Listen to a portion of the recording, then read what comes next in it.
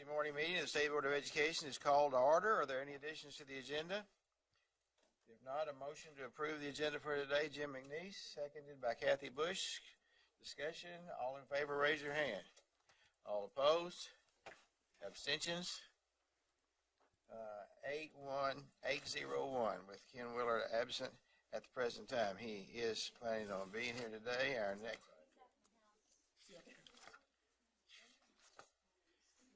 At this time, we're going to receive response from the Safety Intervention Regulations discussion, public hearing from yesterday, Julie and Laura, or Laura and Julie.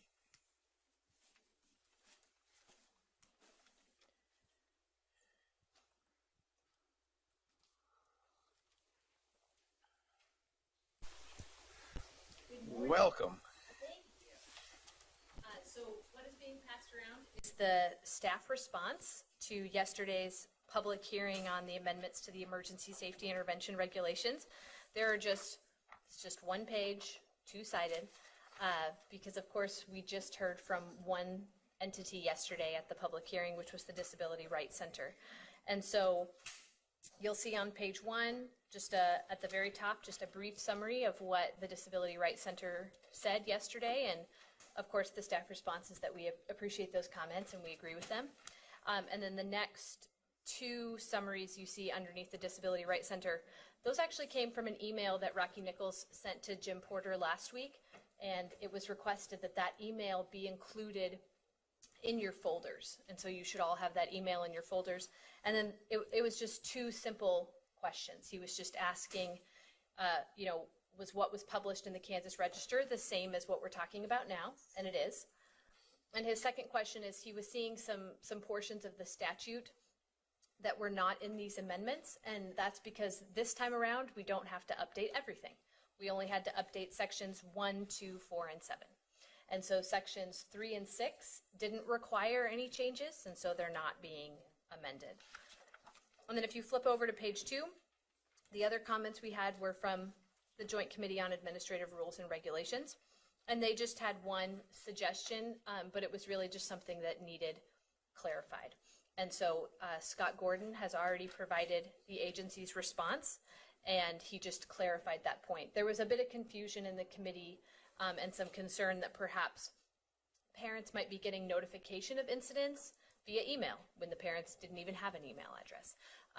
But that was just some confusion that needed to be cleared up.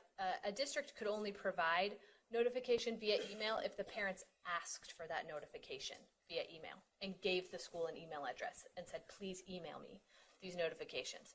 The school can't just use email notification unless the parent has requested it. So I will answer any questions. Are there any questions? Seeing none, the recommended motion would be in order. Dina and Kathy, and this is a roll call vote, so Peggy, would you please call the roll? John Bacon. Yes. Kathy Bush. Yes. Sally Cobble. Yes. Dina Horst. Yes. Ann Ma. Jim McNeese. Yes. Jim Porter. Yes. Steve Roberts. No. Janet Waugh. Yes. Ken Willard. Yes. So 9-1.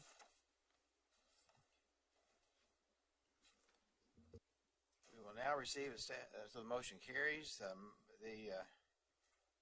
next one is to receive staff response on active school bus regulations, and that would be Kelly and Keith.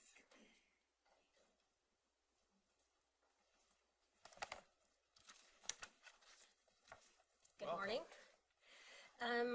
We didn't provide a written response. There were no public comments at the hearing yesterday other than a written letter from the Chiropractic Association in support of the changes, and the joint committee across the street also had no comment. So Mr. Keith is here for any questions the board may have regarding the subject matter. Are there questions? If not, the recommended motion would be in order. Kathy and Jim. Peggy, please call the roll. John Bacon. Yes.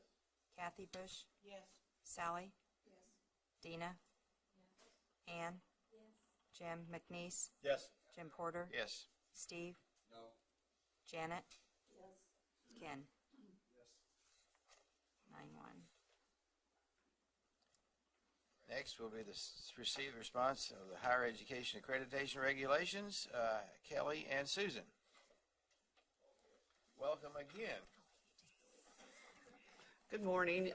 We did pass around, you have a copy of the staff response to the testimony yesterday. And this set of regulations had basically 3 regulations. The comment that was received was on 91-1208.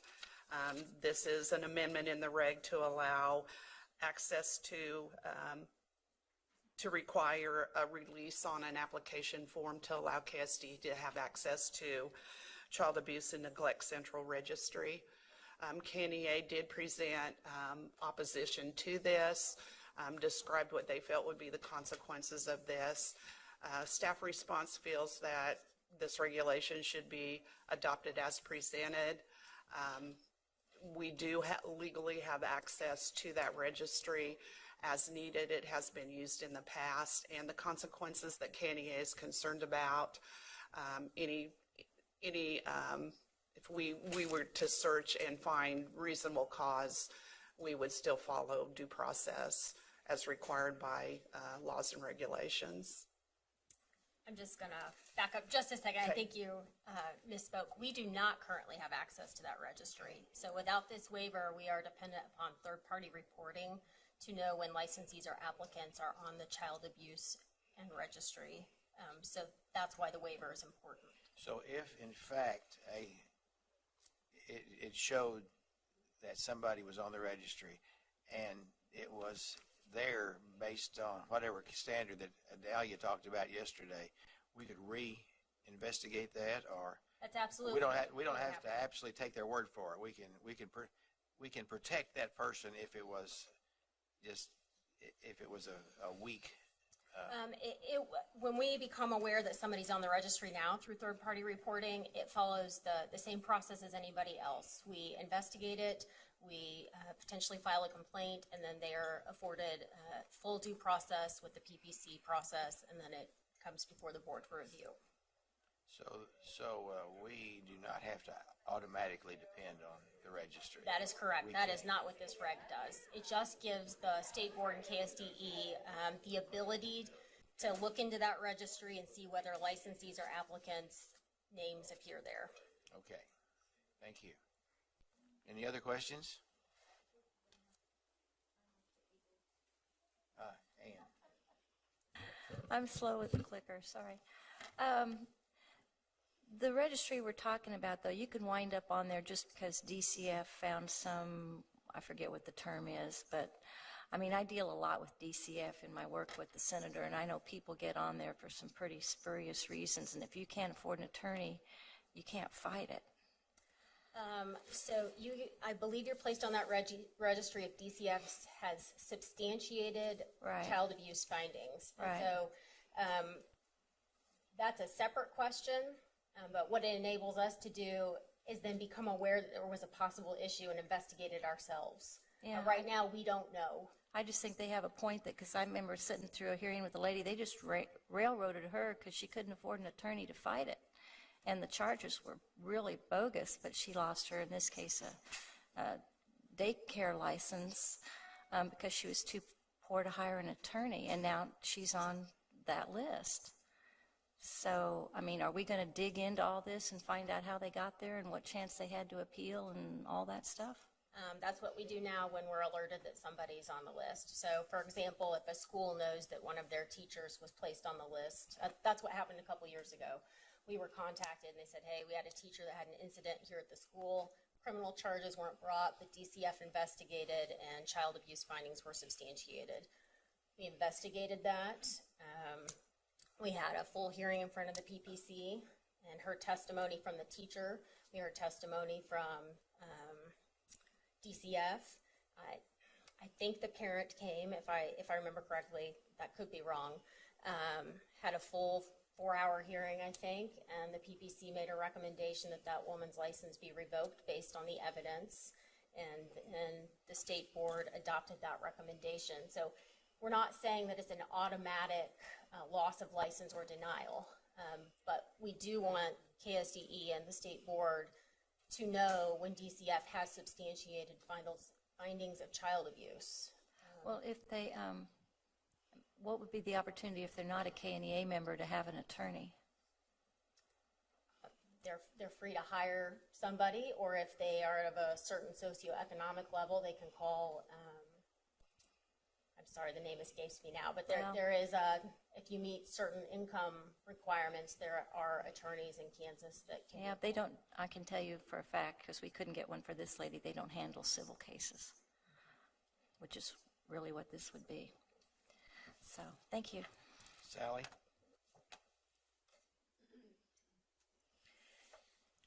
If the people in the room today are not here, and a brand new set of people come in and read this, how it's written, will they interpret it the same? I'm not sure which people you mean. Well, let's just say that the staff changes, okay? And the state school board changes. And the way that it's written right now, will it be interpreted by a whole new set of people the very same way? So there's not really much room for interpretation. It just simply says that each application shall include a completed child abuse and neglect central registry release. That's the only change here. So we want to add a box on the application that says you're applying to become a teacher in Kansas. You're going to give us permission to check your name in this registry, which is what KDHE has now. We're talking about individuals who can't run daycares but then can come into a fourth grade classroom and substitute teach currently.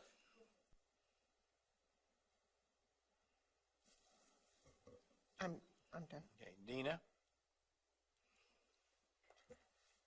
Well, I think my question's been answered, but I want to make sure that this isn't stated in a different manner than the other components that we investigate, like criminal activity. You've been convicted of a felony or a misdemeanor, any of those sorts of statements.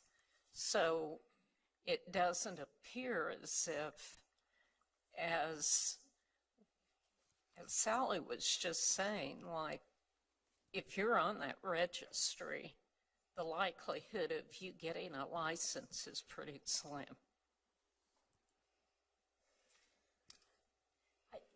Our office reviews each case based on the totality of the circumstances. And I know you do. And then I have robust conversations with Dr. Myers before he'll sign a complaint. And then, as you know, there have been many times where I think one thing and the PPC and the state board think another. So there are a lot of checks and balances along the way to ensure that just not one person is deciding who gets a license and who doesn't. And I'm aware of that, but I'm not certain that individuals filling out that form, whether they will see it that way. And as was previously mentioned, there are lots of people on that registry that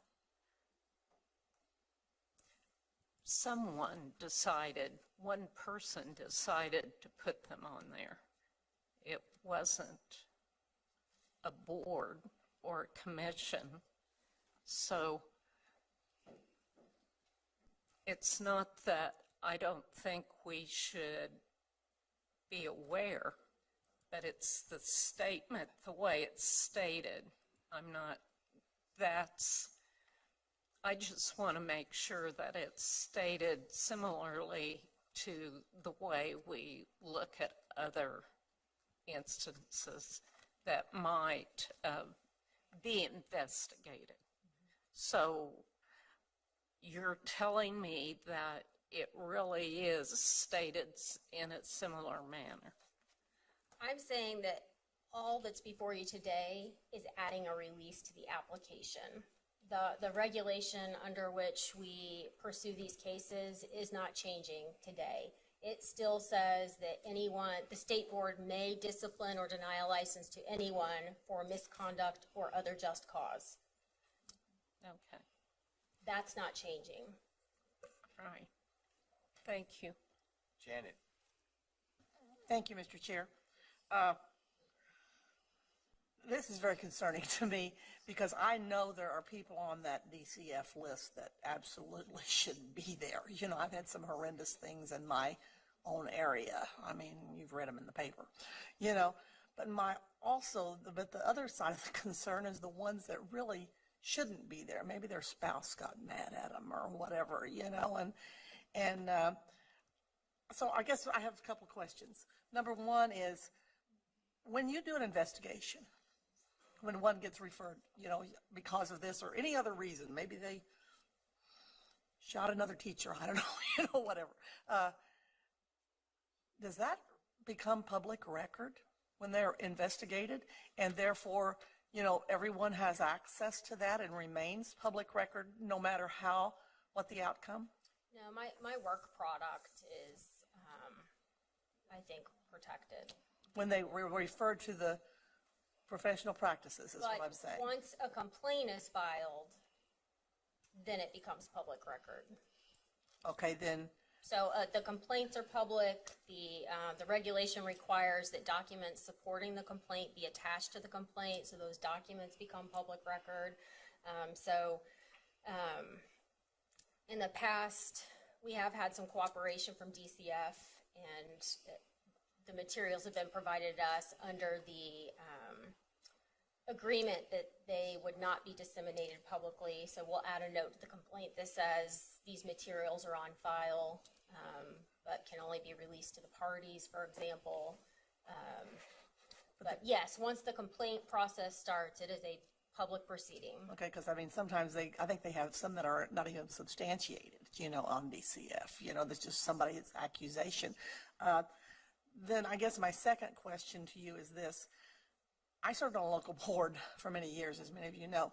I'm surprised that that's not on a local board application. You know, I mean, every application I've ever seen is, have you ever been convicted of a felony? But I mean, I think something regarding any complaints regarding children, is that not on a local board when people apply for jobs with a local district? Because I think that would be a concern. You know, it probably varies from district to district, depending on their legal counsel and their HR departments, what they ask. And so that's another reason getting this release is important. I know KNEA's comment mentioned that it could be handled at a local level, but what happens then is that teacher can then go get a job somewhere else. So we're trying to, you know, take a look at these cases where teachers get passed around and, you know, put a stop to it. I understand. I guess I'm torn on this one because I know of some horrendous cases, but I also know of some that are absolutely, there's no validity whatsoever, you know, and it's not proven. So I guess I'm really torn. Thank you. Kathy? Thank you, Mr. Chair. Okay, so let me kind of clarify the process for my own mind. So this waiver to check the child abuse and neglect registry would be on the licensure application. And then KSDE would be able to look at that. So if somebody is flagged, it shows up, then what happens first is you would do, lack of a better expression, an internal type investigation to see if there was merit to whatever it was that DCF had investigated as far as licensure would be concerned. So before then there'd have to be a complaint filed before it would even go to the professional, Professional practices. professional practices. So then it becomes public when it goes to, excuse me, the professional practices. So there's first a judgment made as far as the validity of it internally. And then if you feel like there's a chance that it needs to be further investigated by professional practices, the complaint has to be filed by KSDE. Then it goes through the Professional Practices Board for a full hearing. That's correct. So there really is quite a bit due process that they would go through this process. Yes. Okay, and one final question.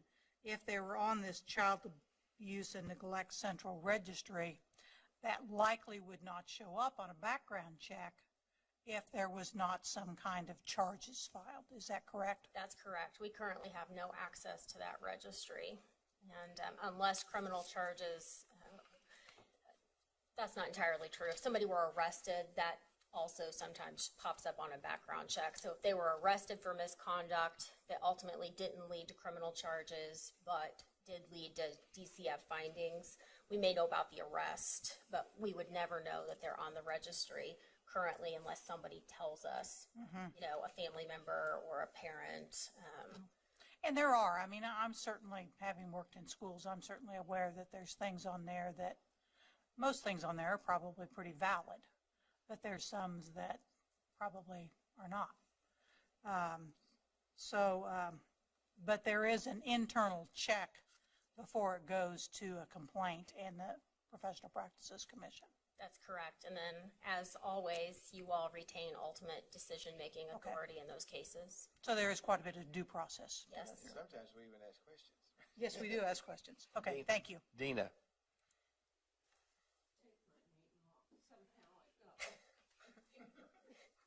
I was, didn't move the arrow and hit something that. so, Nick, during the break, will you do a little professional development with Dina about it? It was a mistake. I just want to be sure that if somebody's actually been convicted of child abuse, we have access to all that already, right? And we check that. Well, the wrap back system is only as good as local reporting agencies. So assuming that the local law enforcement and the prosecutor's office have properly reported that, we become aware of it. Also, prosecutors have a statutory duty to provide to us conviction reports. They don't all do that, but some of them are very good about it. And so long as those two processes work, we do become aware. But if you're convicted of child abuse in a court, wouldn't that be on the public record that would show up on your background check? No? Again, it depends upon whether the prosecutor's office and the local law enforcement agency have reported that information. Yeah. So what we're talking about here is just an addition to what you get through DCF, right? We get our background checks through the KBI. It also is tied to the FBI, so we don't currently get anything from DCF. Right, but you do get KBI and FBI? Yes. Okay, thank you.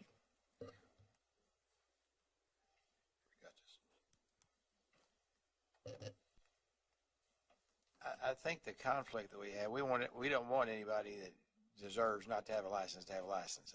And if I misspeak, feel free, and most of you do, feel free to correct me.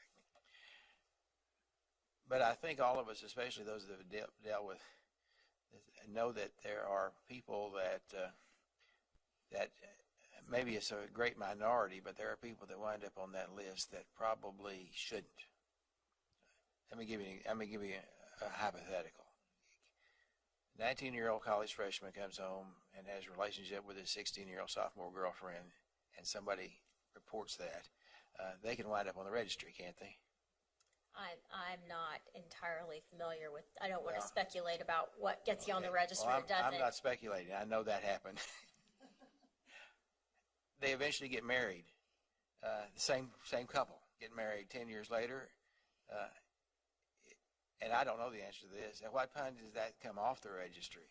And would that person not being able to allow to be, that's a real life concern. See what you started, Adalia? And that's a real life concern. I know that was, I would not have considered that to prevent that person from a license. I'm hoping so long as there wasn't a teacher-student relationship, either at the agency, we would have conversations about that, or it would come out at the Professional Practices Commission, or at the time it reached your level, you all could make your decision about that. But for every one of those stories, there are plenty more Well, yeah, people. I know that's the huge minority, and we certainly don't want to open the door. But we also are, we have to be concerned about everybody. Janet, did you hit the button again? Yes, I hit the button. Thank you very much. First of all, I would like to ask Chair if this question can be divided. And secondly, Explain what. the regulations.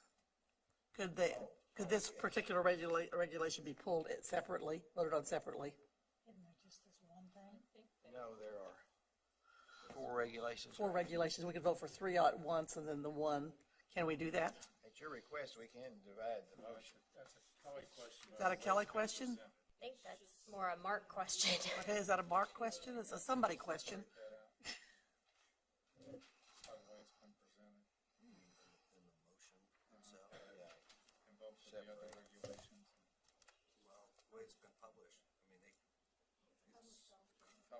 They were published as one. So we have no choice.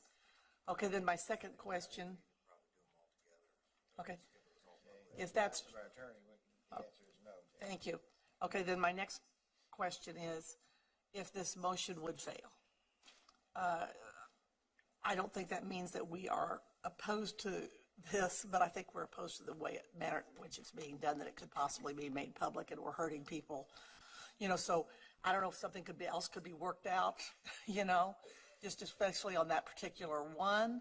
But if it could, I would certainly appreciate it, because I think we're all concerned. We certainly do not want the ones that were horrendous or, even really bad, but the ones that were totally innocent, we want to protect them. That's my opinion. So anyway, that's just my suggestion. Thank you. I will just note that this is, this was first discussed before I came to the agency, and my recollection is that DCF told Scott Gordon that they would not share this information absent this waiver. Yeah, well, So, let's face it, I don't want to lose our good teachers. Somebody who's been there for 25 years and has been an outstanding teacher and had this, I would certainly hate to lose somebody like that over something that really wasn't real serious. The Thank you. registry is public. I'm sorry. The registry itself is public. No. No, that's the problem. Oh, the sex offender registry is Yeah. public. Okay. Yes. Okay. And I think this is private because of KNEA's concerns about burden of proof, for example. And I think that is the issue, the burden of proof that that the Department of Children and Families uses. That is the issue, I think. Well, but except for, we're just asking to get access to the information. Our due process standards are still in place. Anne. Thank you. We're all struggling with this, and I think the fail-safe is to have the access and then do our due diligence. Because I also know, besides, you see, most of the people asking the questions are women, because we probably all know some woman whose husband filed a complaint in a divorce case and accused her of being a sexual abuser to get the kids. I deal with that all the time across the street. And so you've got that case. But then I also know of a coach who texted a young girl, a student, horrible things and quietly left the district. And the only people who had that on the record were DCF, because there was no formal prosecution to make it a public record. So I think the fail-safe position is to get the waiver, look at the data, and then do our due diligence. Jim. Thank you, Ann. I agree with what you said. Is what we're asking for is another bit of information that helps us make a decision and helps the process begins. If it's clear, you move on. If it's not, we have a history of with our due process procedures that are there to protect people as well as to protect those accused, but as well as to protect our children. So, I don't think this is a gender issue. I know as someone who has had to make the hiring decisions, I want as much information as I can, but I want to make sure that it's correct and that it's valid, and I have people around me that support me in doing that. I mean, you guys have, over the 5 years I've been here, demonstrated a trust level in terms of what you've done in your due diligence. So I think the protections are there for both the system and for the individuals whose names are on there. I don't know if we can ever make anything fail-safe completely, but we can do the best job we can with every applicant because they're here to serve our children. And I wish there was a better way to make sure that it was fail-safe, other than we've done a good job as a department and as, the PPC. So I wish there was a better way, but this is what we have. And it's the best opportunity for us to protect our students. Very shortly, we're going to vote. If this motion prevails, I think we've made it clear that what our concerns are, and I think that puts a greater responsibility on the Professional Practices Commission and a greater responsibility on us when it gets to us to make sure that each one of those happens. So that responsibility is great. We have one more question, and then we're going to move on after this question. Dina? And this one's legitimate, I hope. One of Adalia's concerns was centered around the inability of someone possibly to have representation from an attorney. Is that something that the Standards Board really looks at that closely, whether you have an attorney representing you rather than you representing yourself? I don't want to speak on their behalf.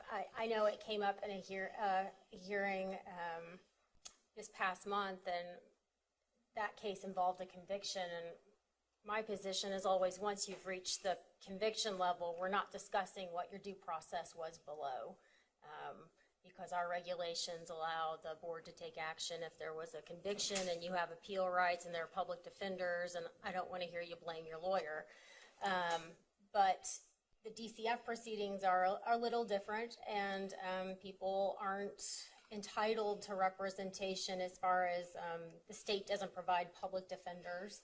And so I think the commission probably weighed that woman's testimony regarding how she felt she was treated in the criminal court when they made their recommendation to the board. So I think the commission, at least in that one instance, probably did consider it. Okay. Thank you. Okay, a motion would be in order. The recommended motion would be in order. Kathy Bush makes the motion. Is there a second? Ken Willard seconds the motion. Peggy, please call the roll. John? Yes. Kathy? Yes. Sally? Yes. Dina? Yes. Ann? Yes. Jim McNeese? Yes. Jim Porter? Yes. Steve? No. Janet? No. Ken? 8-2. The motion carries. Thank you very much.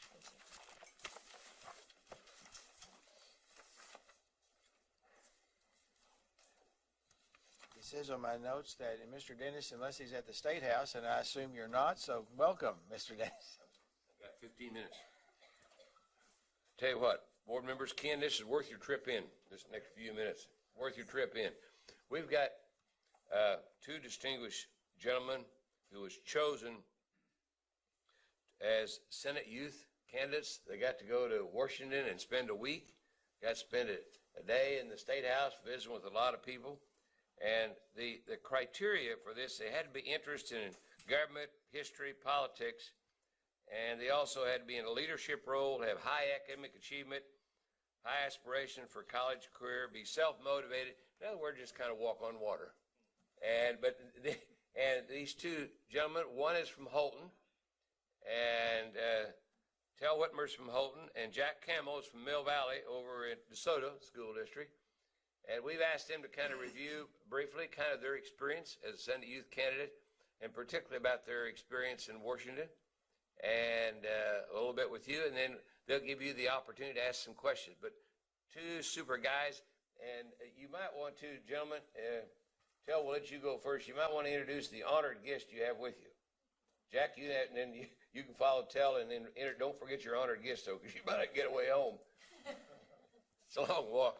All right, Tel, it's up to you, bud. Well, thank you. Welcome. Thank you. Well, with me today, I have my father and my principal, Rod Whitmer. So he's been my partner in crime the last 18 years of my life, I guess. So,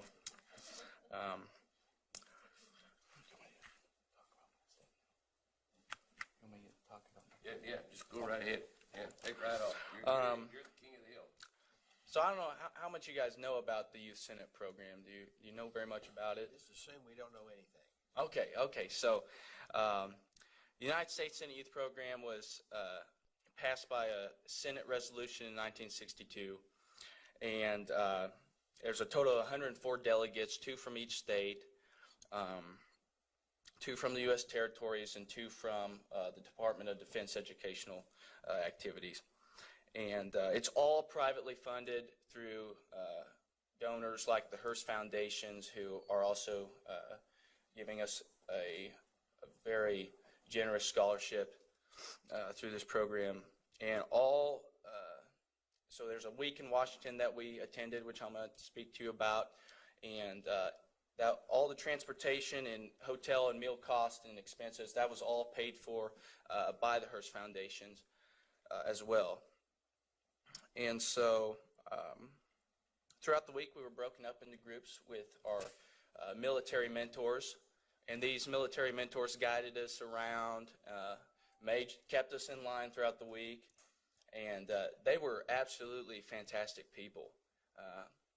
And I think everybody there were fantastic people, but these military mentors who are in our armed services really set the example of what public servants and leaders are. And so I was very glad that we had the opportunity to be with those people as well throughout the week. And so I need to thank my government teacher, Mr. Mark Middlemiss, for bringing this program to my attention, and he brought it to me, and he's the reason I applied, and I wouldn't be here without his help. And I really got interested in politics and public service when I was in middle school. About my 7th grade year, I just found politics fascinating, and I found our democratic republic specifically and American politics just fascinating. And so my 7th grade year, I ran for the student council. I ran unopposed, and so I did win. And however, even though I knew I was running unopposed, I made T-shirts and sold those to all my classmates, and it was really neat. And that was my first experience in our democratic process. And actually, I've been in the student council. That's my elected leadership position I hold. I'm the student council president in Holton right now, and every year I've ran unopposed since 7th grade, and I still make T-shirts for my campaigns. But so we were there for a week in D.C., and the first night we were there, there were alumni from previous years. And I was talking to one of the Kansas delegates from last year's program, and he told me a little bit about what to expect, and he gave me some advice for the week. First, he told me that I would feel the greatest sense of patriotism I've ever felt in my life. And he also told me to get as much sleep as possible. And then he said, this will be one of the best weeks of your life. And I'd been to D.C. before and been through a program similar like this. And I was a little bit skeptical about what he was telling me. I wasn't sure if it was really going to be one of the best weeks of my life, or if I was going to feel the greatest sense of patriotism, but in the end, he was exactly right. And so throughout the week, we got behind-the-scene tours to things closed to the public.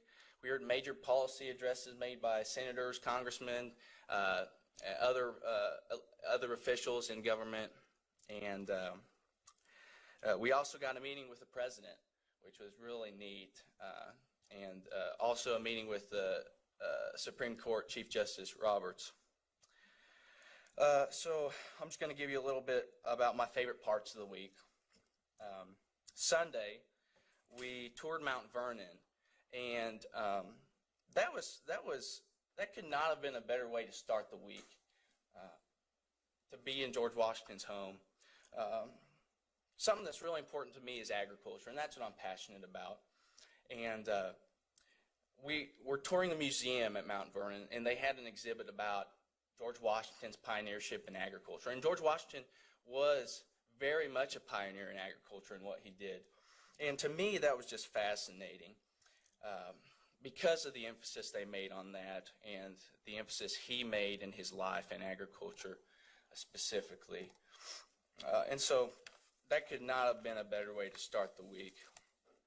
Tuesday, we went to the Department of State building, and we heard from Rex Tillerson, the Secretary of State. And this was very early on, and he had not given very many public addresses, or I don't know if he gave any at all.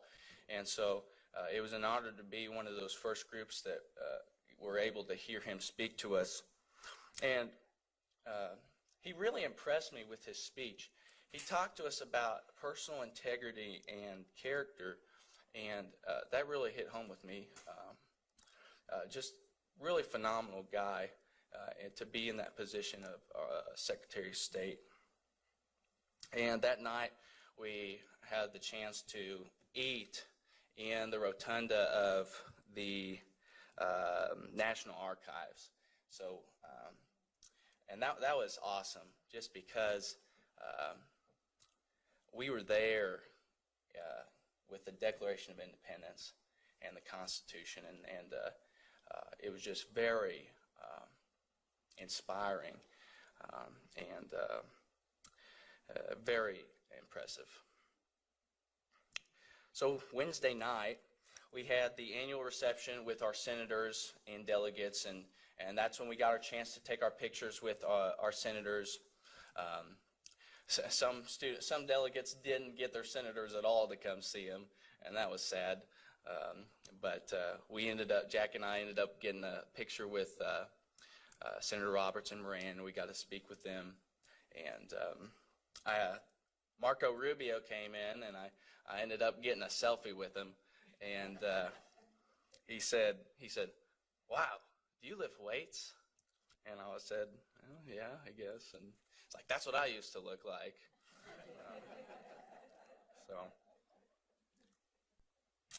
And then Thursday, we visited the gallery of the U.S. Senate chamber, and so we got to see the Senate in action. And that was probably my favorite part because I just, C-SPAN just doesn't do the Senate chamber justice. It was pretty cool. And then after that, we went to the White House and waited. We went through security, and we got all set up on risers and waited for the president and vice president to come in. And I tell you, when those doors opened, it was like the winds of freedom came out. It was awesome. I about cried. I was just like, I'm in the room with the president. It was pretty neat. And the next day, we had a really emotional experience at Arlington National Cemetery. And we conducted a wreath-laying ceremony there at the Tomb of the Unknown Soldier. And it happened to be a very cold and rainy, depressing day. But it was a really moving experience to be there at Arlington. And so, as I reflected from the week, the three main points of the United States Senate Youth Program were leadership, education, and public service. And this program really accomplished each of these areas, and overall inspired me to see myself in a career in public service, just as you are. So the alumni delegate I talked to was exactly right. At the end of the week, I never felt a greater sense of patriotism than I've ever felt in my life, and I still hold that very deep in my heart. And sleep did turn out to be very important. There were many times I started to doze off while we were listening to certain speakers, and many delegates introduced me to coffee. And we also had 3-course formal dinners for every meal, and so I am an etiquette pro now. But overall, it was one of the best weeks of my life so far, and it really did change my life and how I see things. And so the people I met through this program were incredible, whether it was the delegates or the military mentors or the speakers we listened to or met with. I made a lot of really good friends like Jack, and it's all thanks to this program and you all. So thank you very much. And if we have questions, we'll hold them until after Jack's presentation. Welcome, Jack. All right. So I would like to thank the board for having me out, Tell and I out to speak about such a program. I'd also like to thank my parents over here for driving me out here today, and also just supporting me in pursuing my dreams and my interests and all that other good stuff. My name is Jack Campbell. I'm a senior at Mill Valley High School located in Western Shawnee. Well, Tell touched on a lot of the points about the program. It was founded in 1962.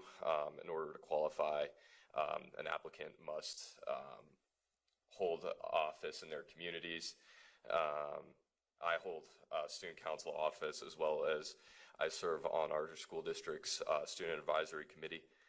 And the student must also show a understanding of U.S. history, government, and what's going on in the world. I know here in the state of Kansas, each state kind of varies on how they test this understanding. In the state of Kansas, I know Tell and I had to take a multiple choice test over U.S. history, current affairs, government, and then write a 300-word timed essay. The test is not easy, to say the very least. So when I found out of my acceptance, I was in a lot of shock, you know, $10,000 scholarship, a trip to D.C., completely paid for by the Hearst Foundation. And it's just a tremendous honor, knowing that I was going to be representing the state of Kansas. I had not visited D.C. prior to the United States Senate Youth Program. So experiencing it in the way that I did, wow, it's once in a lifetime. So the Washington Week agenda, as Tell stated before, included speakers such as Secretary of State Rex Tillerson, President of the United States Donald Trump, Vice President Mike Pence was also in attendance as well, Chief Justice John Roberts, Senators Heidi Heitkamp, Roger Wicker, and Cory Booker, along with many others. The other delegates and I, we stayed at the historic Mayflower Hotel. Absolutely beautiful, amazing. We ate the majority of our meals there. We also featured a few keynote speakers there. The meals, they were Just like your school cafeteria, right? Yes, exactly.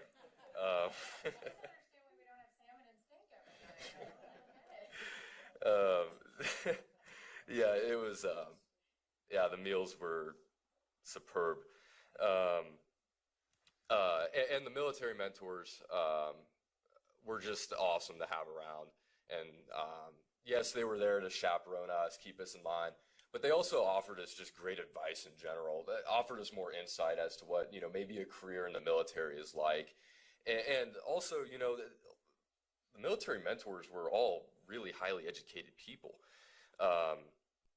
So, as many of us, the program is offered to juniors and seniors, but the majority of us were seniors.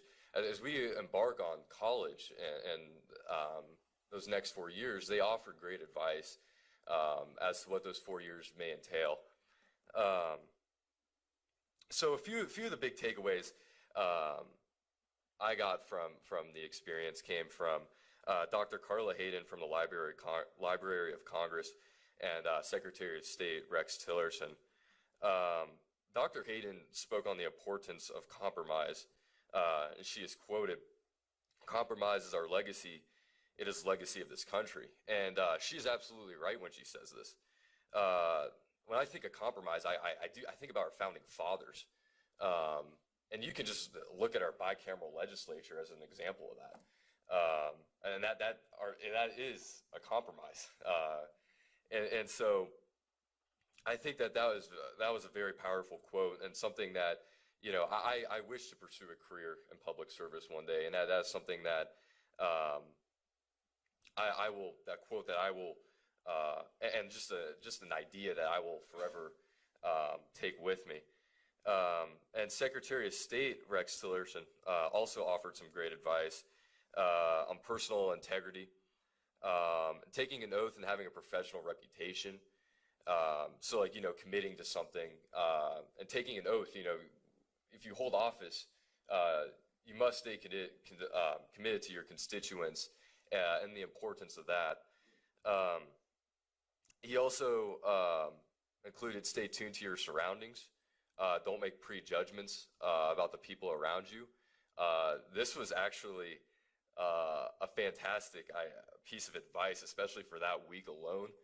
I went in not knowing anybody, as did everybody else. And if I were to make prejudgments, I don't know that I would have learned as much from people as I did.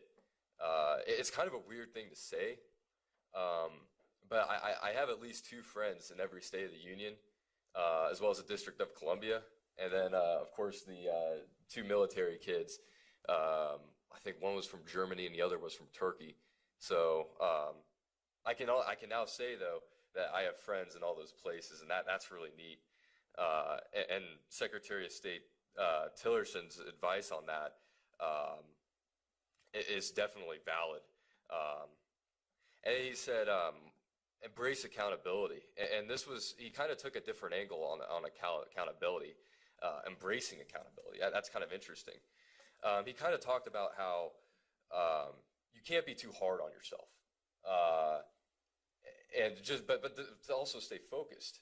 And I think that this is great. If you don't reach your goal necessarily, it's about the process as well. Look back and see what you have accomplished. And that's kind of, especially being surrounded with a lot of high achieving students, and people who hold themselves to a higher standard. Failing it's just part of life, and you can't be too hard on yourself. A few other speakers I enjoyed were Jack Warren from the Society of the Cincinnati and Mark Shriver from the Save the Children Network. Jack Warren discussed the American Revolution and our national identity. He talked about what it is to be a citizen of the world and a citizen of the United States. And if you were to ask me prior to listening to Jack Warren whether I was a citizen of the world or a citizen of the United States, I probably would have told you, well, I'm probably something in between. I don't know. I consider myself a little bit of both. Jack Warren dismisses this and says that we are all citizens of the United States, in the sense that the United States gives us rights and protects our rights, our Constitution, our Bill of Rights. It's just an amazing thing. That doesn't mean that we can't be actively involved in the world and that kind of stuff. So I thought that was a really interesting point that was brought up. He also talked a lot about the American Revolution, and that's kind of what the Society of Cincinnati is preserving those original ideals that came from the American Revolution. He talked a lot about George Washington and how after the American Revolution, he basically could have seized, he could have been the head of the executive branch for as long as he wanted to have been. At that point, the title for the head of the executive had not actually been decided. As we now know, it is the president. But Washington chose to serve 2 4-year terms, and that was it. And that kind of became what's the word I'm looking for? Precedent. Until, of course, Franklin Roosevelt, who was elected to 4 terms. And so, and that kind of, and Jack Warren talked about how the revolution was out of love, and that can be seen through Washington. He could have had it all right here, head of the executive, could have been, as long as he had wanted to be, chose to serve 2 4-year terms. And this was just to avoid tyranny and having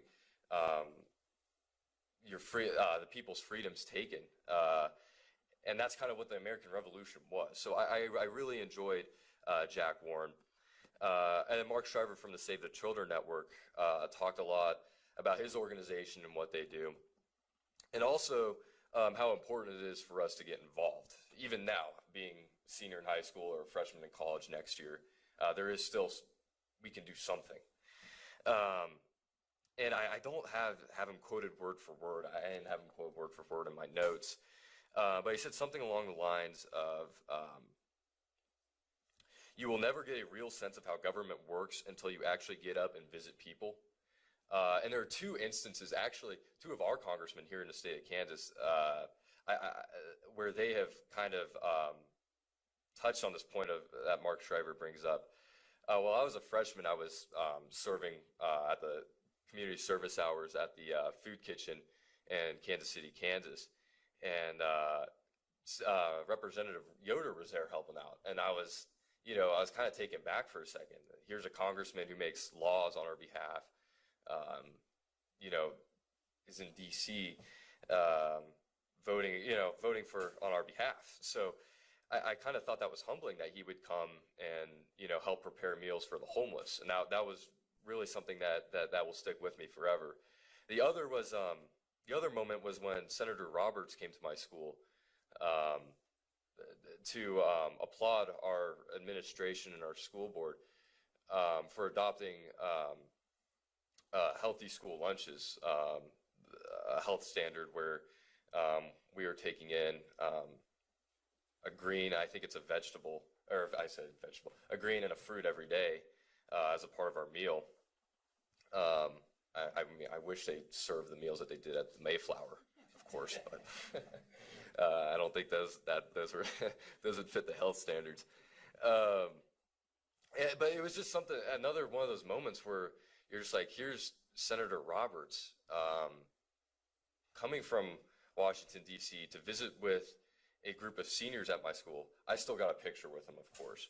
But he came to visit with a group of seniors at our school and talk about healthy school lunches. Like, it was just kind of something that was interesting to me and something that's humbling. And as again, somebody who wants to pursue a career in public service, I will remember those 2 instances. And what Mark Shriver was kind of talking about here, when you will never really get a real sense of holding what it's like to hold public office until you meet with real people and remember your constituents and who you're voting for and who you're passing legislation for. So those were 2 other speakers I really enjoyed. As Tel kind of stated before, the Senate Youth Program was entirely funded by the Hearst Foundation, and they also provided a $10,000 scholarship. The experience was truly eye-opening. You can go on C-SPAN, see the Senate. You can look up pictures of the Supreme Court or the White House, what the interior looks like. But you really won't know what it's like until you're actually there. And I was fortunate enough to be there, and be there representing the state of Kansas, which is something that is dear to me. So I'd again like to thank you guys for having me speak on behalf of the Senate Youth Program and what my experience was like. I'm open for questions. We thank you very much. First of all, congratulations. This is you not only did you represent Kansas very well, but you represented yourselves and the youth program very well today in your presentations.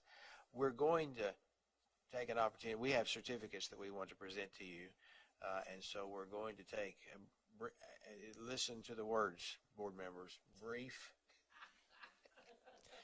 A break to allow that, because we have a longer break after the next presentation, and as we make the presentations, there'll be opportunities. We want photographs so parents can take pictures, and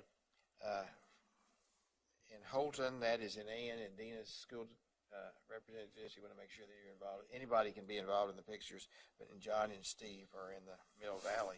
So at this time, we'll just meet right here and picture one at a time. We're glad today to have a Kansas Can highlight from Ness City High School, and I believe that Sally is going to make the introductions.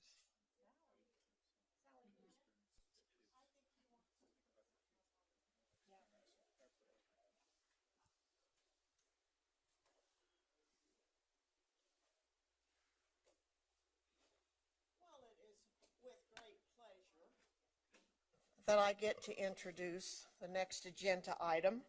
You know, I thought last night about putting a button, you know, a clothing button at each one of your places, because I think after what we saw just before this group and what you're going to see with this group, our buttons are just going to want to pop, because we're so proud of the kids in our state. And so I thought of doing that, and then I thought, oh, well, maybe not everybody would get my sense of humor. So, but it is with great pride that I get to introduce the Ness City construction class to you today. And they took the charge of their own learning, and they got to decide what their project would be. Now, you see mostly men there, but they did have one female with them. They just didn't bring her with them. And I understand that. I have the same problem sometimes. They decided that they wanted an opportunity to learn all the aspects of construction process. So building a home in this economy isn't quite what their construction class could do. And so they chose to build a tiny home. Now, if you all have experienced home and garden television, which I'm sure you all have, you know what the craze of building tiny homes is like, and what a wonderful opportunity that they brought to Western Kansas. So I'm going to let them introduce themselves, because, you know, if I pronounced their name, I would get it wrong. And their instructor is Brent Kerr. Their superintendent is Derek Reinhardt. And as soon as they get ready, they're going to do the presentation. It was fun traveling and watching this in processes as their representatives. So it's been a fun process, and thank you guys for pulling it up here for us today. They'll get you set up here in just a minute. I think this is the epitome of what we're thinking about when we take standards and we can cross them through different curriculums. And so it's great.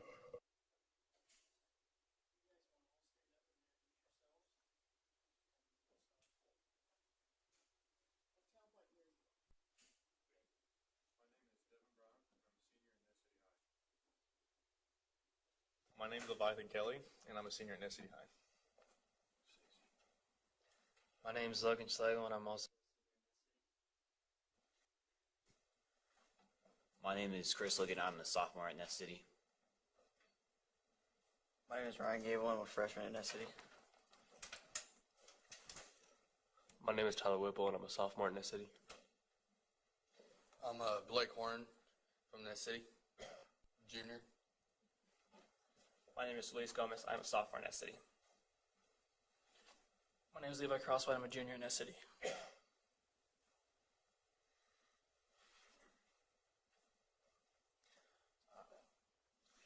What's the need? People want something small, something economical. They want to reduce their carbon footprint. Now, I know this may or may not be you, but we know that this is a multi-million-dollar industry. Have a lot to get to, so let's jump in. The idea: we build tiny houses. We start with one, and make enough profit off of that one to make another one, and grow organically without taking out a huge loan and endangering ourselves of bankruptcy. So who do we target as our customers? Our customers are the people that go south for the wintertime, the people that spend $500,000 to $1 million on motorhomes. I mean, have you guys seen these things? They're huge and expensive. So these are the people that want something that's made in America, by Americans, and even better, American students like us. They want something that's made out of wood that feels like a home. So this is what a tiny home is. If you do a little Googling, you'll find out it's a pretty big deal. So why we decided to do this? It was our school project, and as we were building this, we realized that if we didn't start doing a little thinking about it, then where would we be? So as we were building it, we realized we're different than other students.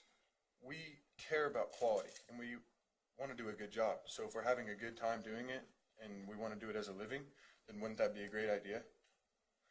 So why are we better than our competitors? Why do we think that we're better than our competitors? So yeah, there's other companies out there that build tiny homes. There's large companies and there's small companies, and then there's us. Well, they do theirs in something like an assembly line, and not to the quality as what we do ours. See, we're American students with big dreams and big ideas, and we want to do a great job. So our goal is to sell our first tiny house this year, then next year sell 2, and then before long, we conquer the tiny house world.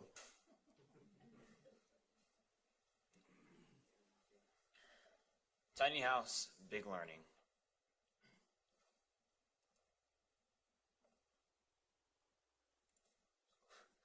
Integration of math standards. In construction, we use math every single day. Some examples are, we calculate the area to amounts flooring, siding, roofing, and interior wall coverings. We had to figure amounts of spray foam insulation needed, as well as figuring the R value to determine the thickness of the insulation. We used simple addition and simple subtraction. We measured cutting with angles and worked with measurements.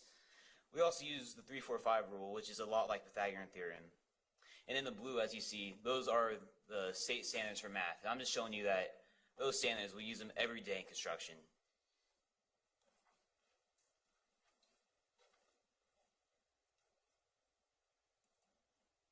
We also figured volume and space size for the air conditioner and heater by adding, subtracting, multiplying, and dividing construction decimals.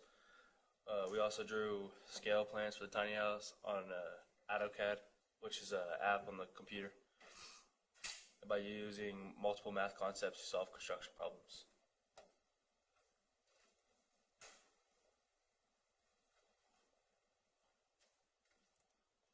Integration of ELA standards. Public speaking. In January, we were invited to participate in the Dodge City Expo Center, where we display our tiny house for a couple of days. There we gave tours to our audience and spoke to them and explained everything about our tiny house. They asked us questions and we were able to answer the questions. At that time, our tiny house wasn't completed, so there wasn't much to show, but there was a lot to talk about. We also created some YouTube videos where we explained and we talked about the favorite things that we liked about our tiny house, what we loved experiencing, and what we liked about the tiny house.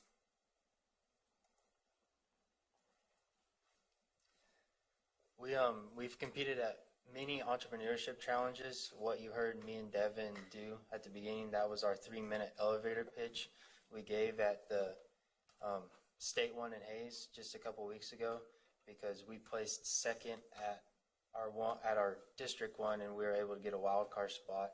So doing entrepreneurship challenges, we've done executive summaries, which have given us We've had to make business descriptions, what our competition's like, everything like that. We've also have had to do many technical readings because this is a specific code that this tiny house has to be made because it's not like a regular house. It has to be made by RVIA code, which is RV code. So I've had to follow many different instructions and had to make sure everything's right.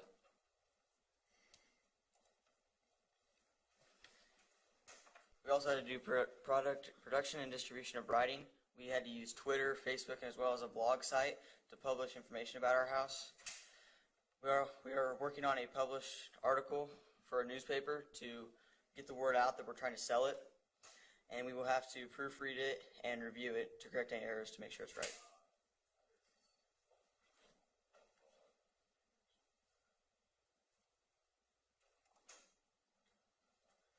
Okay, soft skills.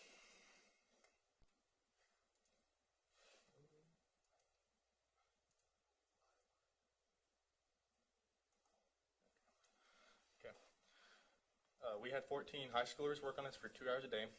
So when you get a lot of high schoolers together in a small, compact room, there's obviously going to be some kind of bickering, arguing, and we had to come around that. No, there won't. That's a shock. Go ahead. Don't panic. Go ahead. All right. And if there was any arguing, we certainly had to overcome that quickly so we can move on to the next task. We were used to construction like the old building codes, so we had to switch our techniques to the RV building codes so we can actually move the house over the road and be completely safe for the user. And we also had to communicate very clearly to all the other students so a board wasn't cut too small or too long, so all the ends of every joint would meet up without no problem.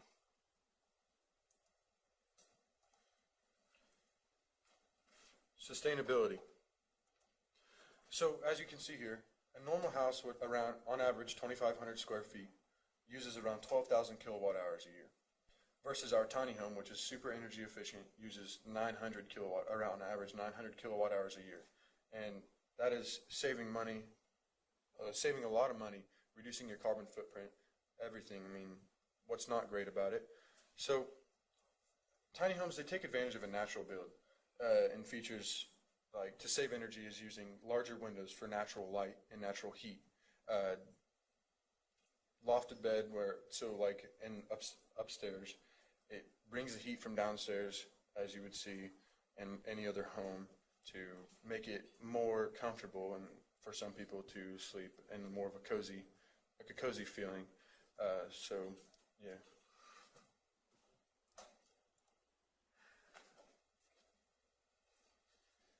Beginning of the school year, we took a trip to Colorado Springs to visit and consider Tumbleweed Tiny House to get some good ideas and some different ideas.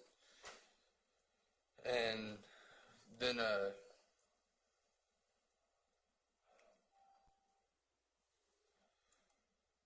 there's us welding on the trailer.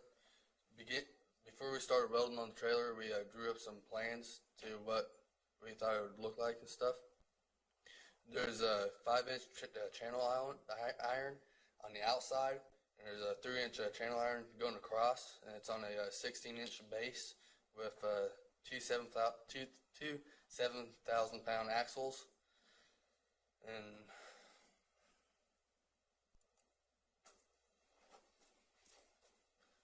so this is our handmade spiral staircase. We did make a prototype before this, and like our AutoCAD class did a lot of help with helping us draw up the designs of everything, and they drawed up the designs for this. And since we didn't have a large printer, we problem solved, and we used a projector, projected it up on the board, measured it out, and actually cut it out on cardboard, and then that was our template for it.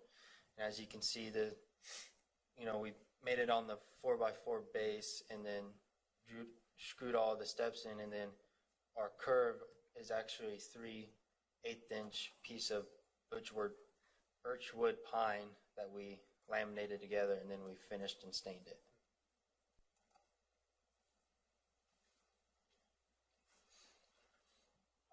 Before the trip that Blake was talking about, we had one wall framed up, and we got back Saturday night. And after seeing the finished tiny house, I think that really motivated us, because the Sunday we got back, we were able to finish framing and putting up the last 3 walls.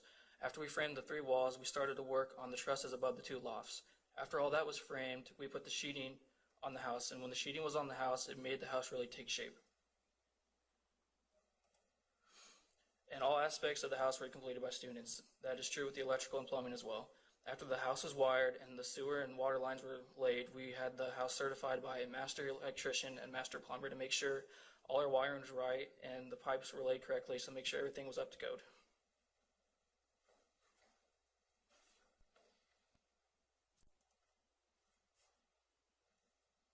Interior finished work.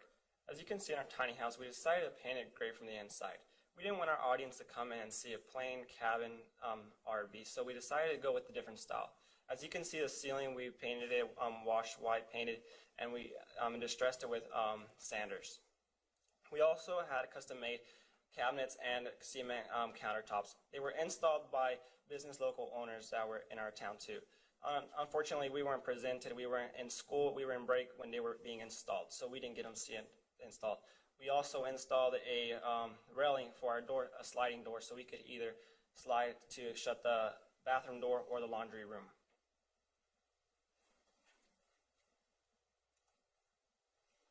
And then this is the outside exterior and siding of the trim.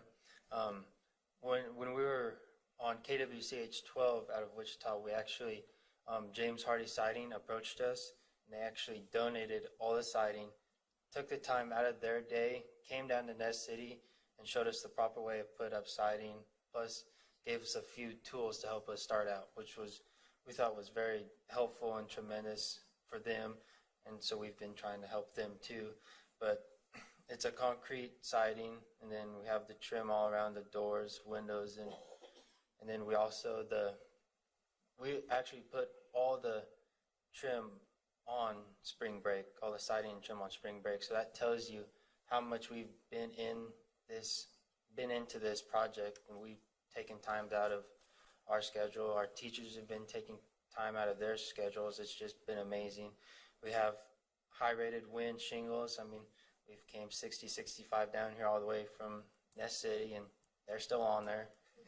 I mean, even though a couple tree branches hit them going through towns, but it's no big deal. But thank you for your time listening, and now do we have any questions? Any board members have questions? I think what we really want to do is go out and look at the house. We can do that too. What kind of Okay, go ahead, Steve. lightning protection? You speak to that? Well, it's Dang. We may not have an answer to that one. If, May have stumped them. as far as being grounded, Yeah. when it gets set wherever you put it, you need to ground the trailer at that point. And do you tend to advise people they can turn it season to season, southern exposure for the windows in the winter, that kind of thing?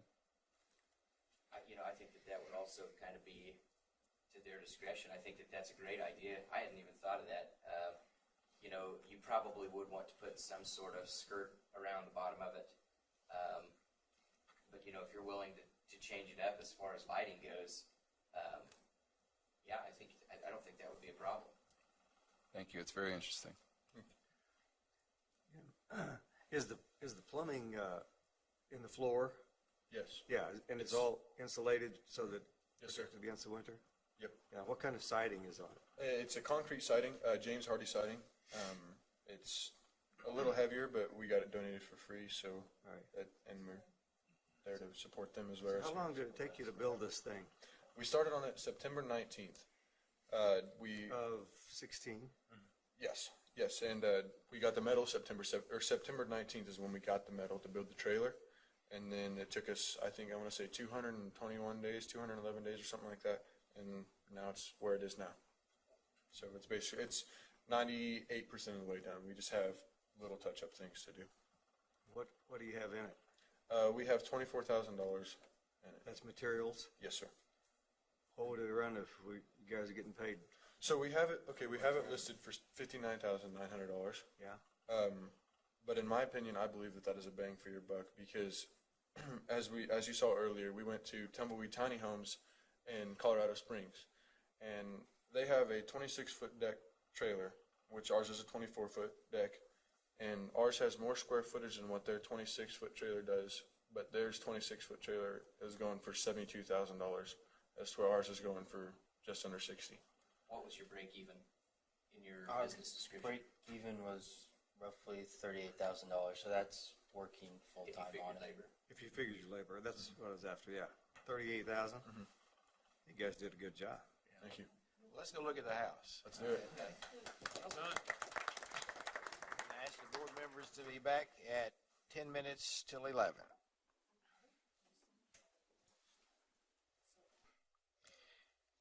And we will start with board reports and start with the legislative report.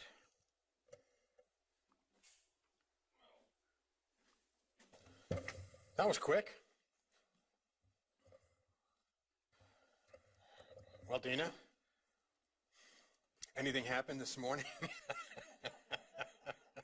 It's what happened recently on. I wasn't over there this morning, so I don't know. Well, right. We could report on something happening, and it could be way off base. Things change rapidly. Dale's presentation yesterday on where they stand on finance and taxes is about as close as you can get to what's happening. I know that I would say this about the process. Both Representative Campbell and Senator Baumgartner have been very accessible.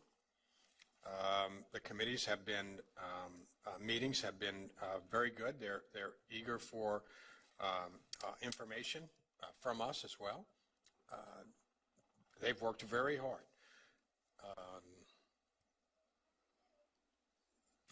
You sit through a lot of meetings. I guess, Jim, yesterday, Aaron's Law came out of the juvenile justice bill that was there, and that was removed. So our task before us is to push forward with our mental health framework, because Aaron's Law is still it's not a bad law.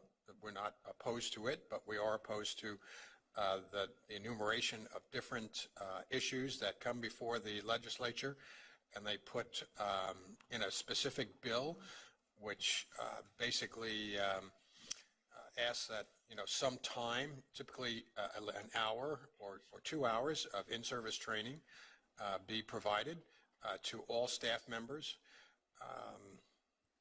And we feel that with that, as well as ESI and other bloodborne pathogens and bullying, each one of those hours represents dollars and time, and can, as many times, satisfies the letter of the law, but not the spirit of the law. So we think our framework not only represents the letter of the law, but the spirit of the law in terms of protecting our students. But that is not without consequences. There are those people who are vigorously supporting a bill and feel that taking it out of the juvenile justice bill was a mistake. What other?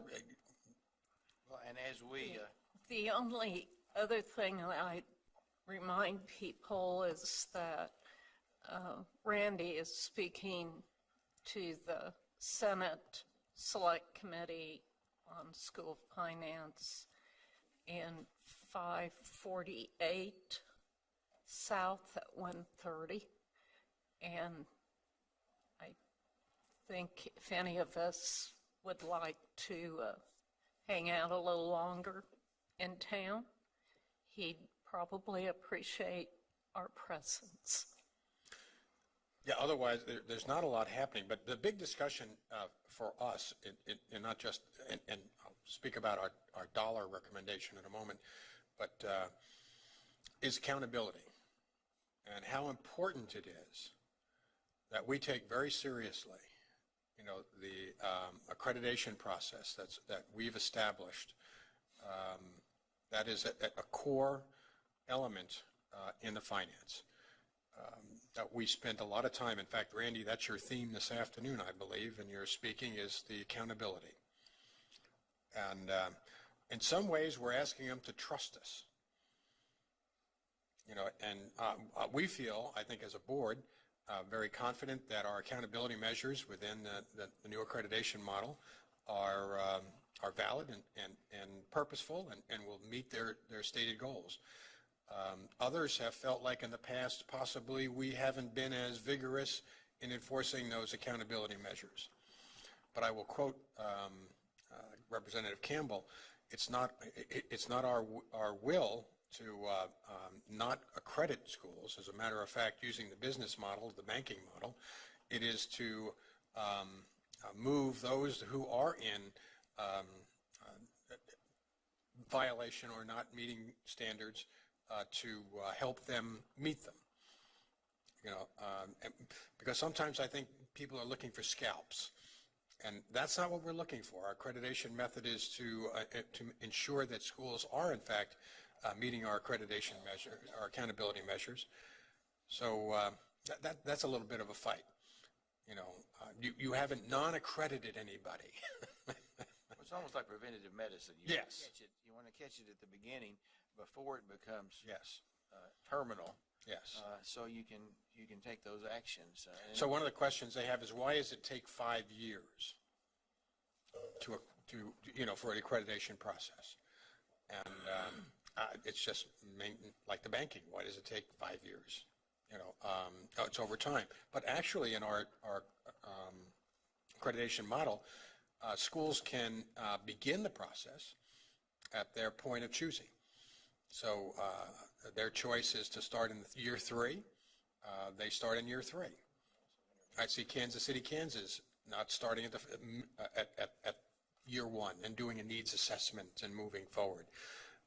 Many of our districts have ongoing excellent plans in place, and we need to respect that. So it is, but accountability is a big part of the discussion. And Randy has done an excellent job, as has Dina, in terms of presenting that both in formal presentations as well as behind the scenes. But I do want to compliment the leadership of the Senate and House committees that we work with. They have been very good to work with and very eager to work with us. On the accountability issue, it's also, we need to point out that we don't have to wait 5 years. We can intervene at any point. At any point. See that there is an issue that needs to be addressed. Thank you for sharing that. Exactly. Dina, anything to add? Already have. Okay. The important thing, going back to Aaron's Law, the important thing is for now us to be proactive. Now that and it's not over till it's over. But no matter what happens, we need to be proactive to make sure we are meeting the needs of all of our students through our plan, our comprehensive plan on dealing with students with trauma. Communication, still, Jim and Dina. I have really nothing to report on communications. Janet, policy. Other than, I do want to do one thing. I want to thank Denise and Peggy and all others who were part of the postcard campaign. Again, that was very successful. Thank you for your work and efforts on that. It represents us well. It's a small thing, but it makes a big difference. Okay, thank you. Janet, policy. Thank you, Mr. Chair. We are well on our way. We have thoroughly gone through the actual policy. We haven't done the guidelines yet. We're going to do the guidelines next. We have some suggested changes for policy.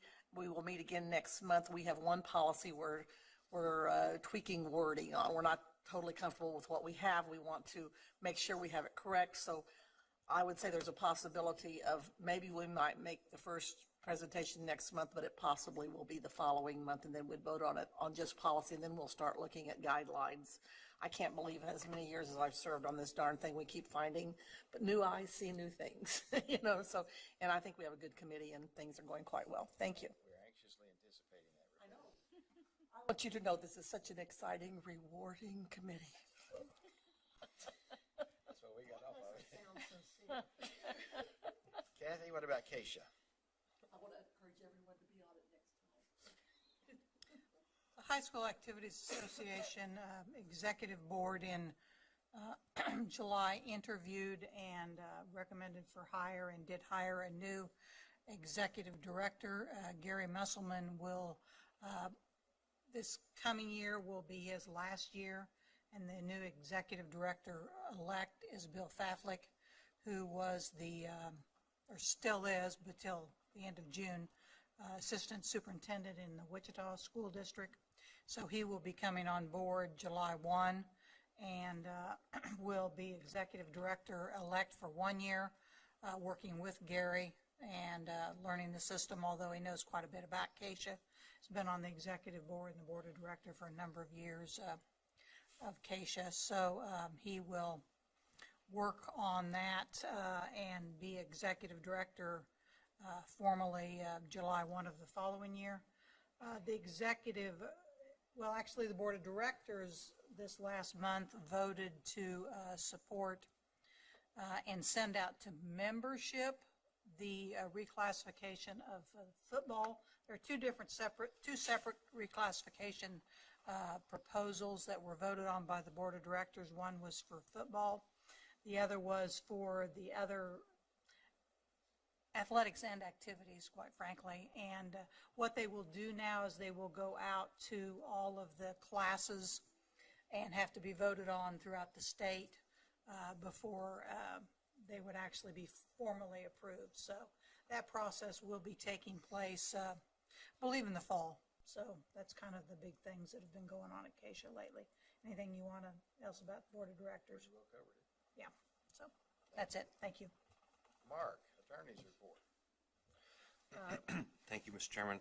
I did not submit a monthly report in advance of the meeting this month. I will do that afterwards for reasons that will become evident during the executive session.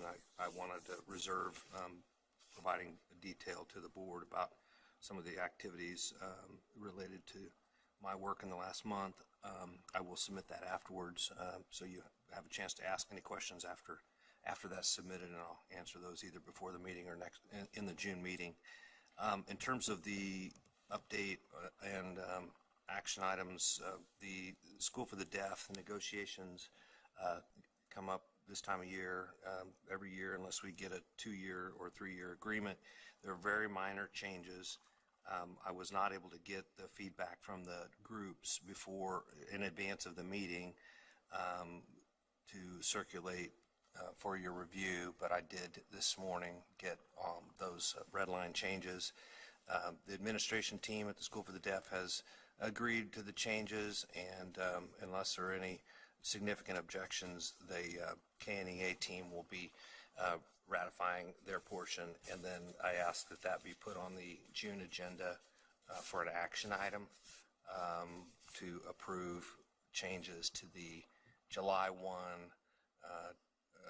August 1 to July 31st negotiated agreement for the School for the Deaf, that bargaining unit. There are very minor changes. They were updates to dates, a removal of a provision that was unique to last year's agreement for the 27th pay period issue, and then update, as typically happens, that update to the salary schedule consistent with the Olathe School District. So I've circulated that to you, and I've talked with Peggy about putting that on the June agenda. Be happy to answer any questions. Okay, are there questions for Mark? Did you have a statement, Dina? I have student voice. Oh, okay, student voice. So it's about time for us to submit questions again to those who help us in this arena. So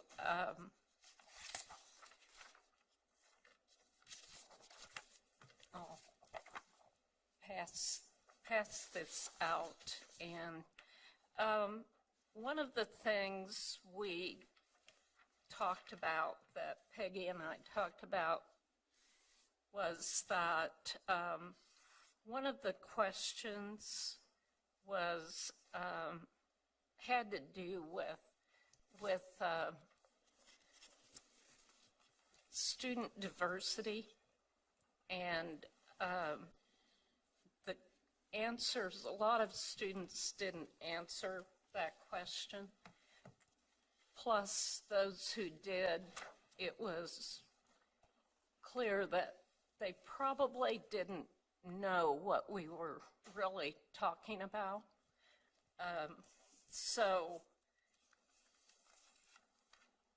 I didn't know whether you wanted to substitute another question in place of that particular one, or, and we didn't include it on this one, on the paper that you received. But last night I was thinking that perhaps we could get to the answers we wanted by asking, in what ways does your school ensure each student feels welcome to participate in school activities and events, which would take away terminology that perhaps students aren't really used to hearing. And so if you'd like to include that one, Is there any objection? what I just said, instead of so we still have something that gets at inclusion of all students, but Who's on that committee, Dina?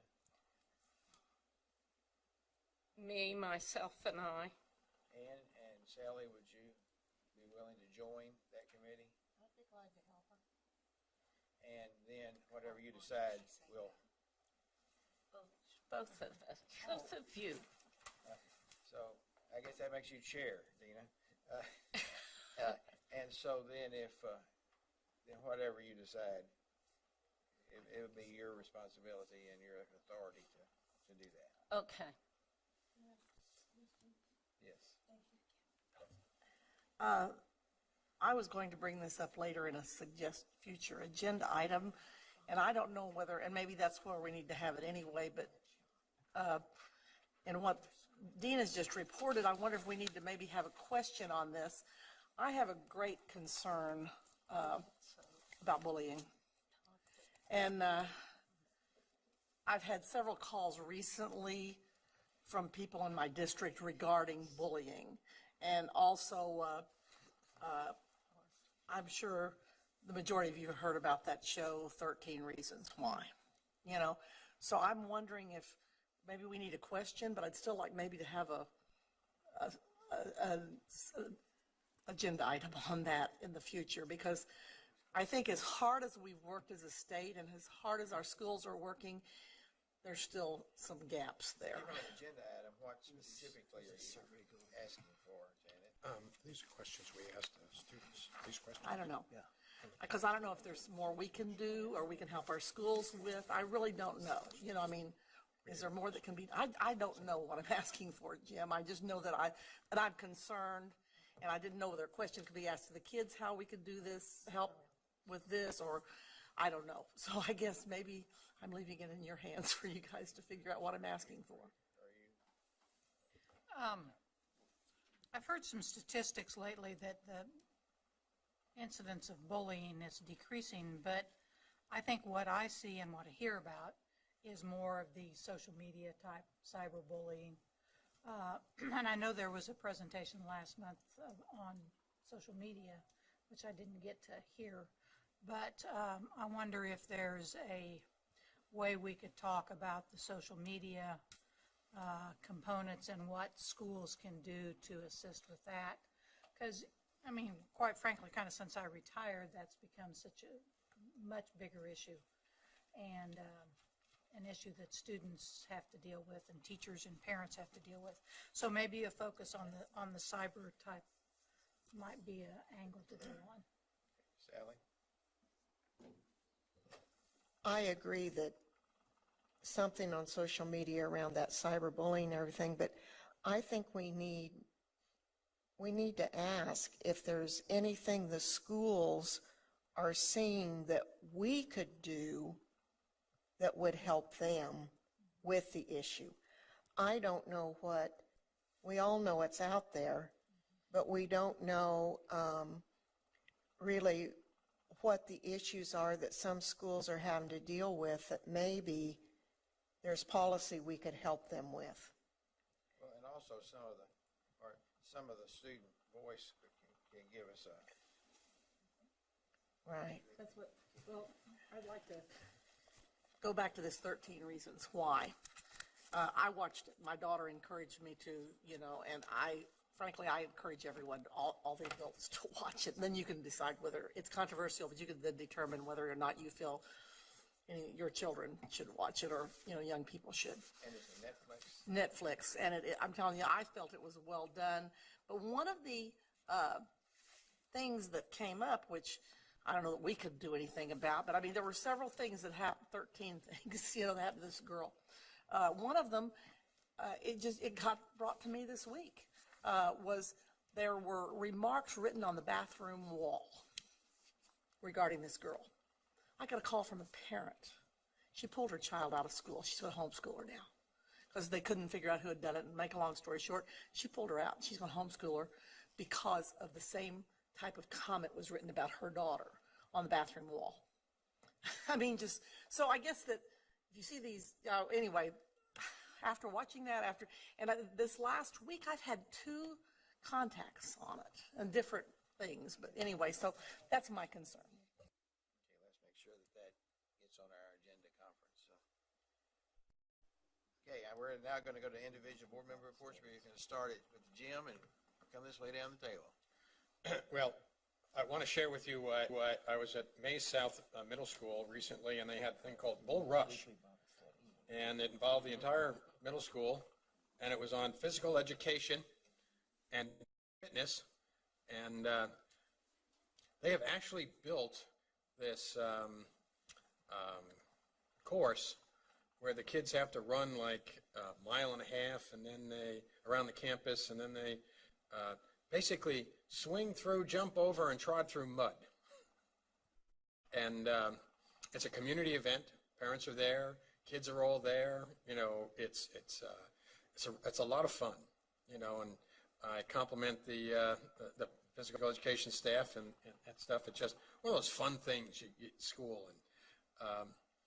And I watched, we try to keep our kids out of the mud, and boy, I'll tell you what, they had a good time in the mud. But it was all about physical fitness and encouraging physical activity and making it fun.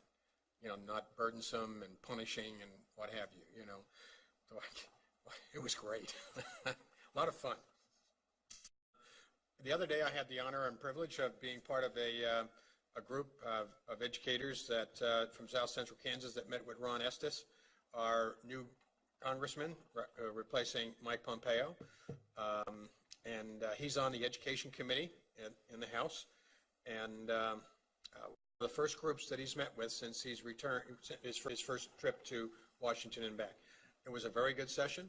The superintendents and board members who were present were very articulate about concerns and issues, and were very encouraged by his responses and also by his pledge to continue the communication. He actually was the one that reached out and asked for the meeting. So compliment to Congressman Estes on making a very positive step in working with the educational leaders in South Central Kansas. Good for him. I also, with Kathy the other night, had the awards for USD 259, and I thank Kathy for coming in the way she did right off the plane. Probably walked off the plane at 5:15 and walked in the room at 6:02. Hadn't even been home yet. Thank you for being there. It was important, that we were both there. But I had the opportunity It was a great presentation. 13 schools got it. They did a wonderful job celebrating. But I stayed because after that, they were going to have a discussion later in the meeting on social emotional and their plans.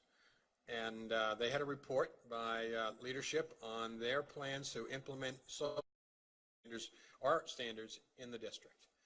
And I'm thinking to myself, watching it, was a great presentation. The program they have is one that they see folding into the MTSS model that they already have. It was really great to hear how they were going to do it in Wichita. We wanted them to do it. You know, so I think our plan in terms of social emotional and then saying leaving it to the districts to do it is by far the best thing to do. You know, they did a great job, you know, of presenting, and they have a trainer-trainers model, and it's just a whole lot of great stuff happening. And it was wonderful to hear the conversation, but the board members' questions and the responses and hear their plan. So I'm sure other boards are having the same kinds of conversations. So I saw it as a great step forward, but an affirmation of the leadership that Randy has provided with the departments and we have provided as a board. What we wanted, local plans to meet local needs. That's all I have. Thank you, sir. Ken? I have nothing to report. John? Nothing. Steve? Thank you, Mr. Chairman.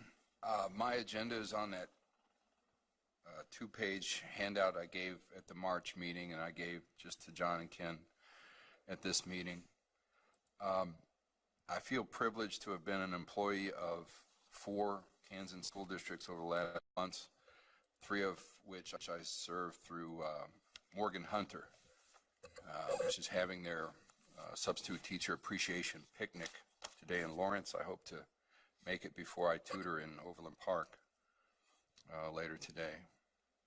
I would like, in fact, I intend to apply for one of the positions that Randy described to help coordinate our moonshot. And what I would anticipate is if I were even on the short list, I would resign this board just to be on the short list. It would be the most effective way I could serve citizens of Kansas. I know that there are people looking for scalps, as Jim McNeese points out, aptly, I'd say, and accurately, there are people looking for scalps, scapegoats.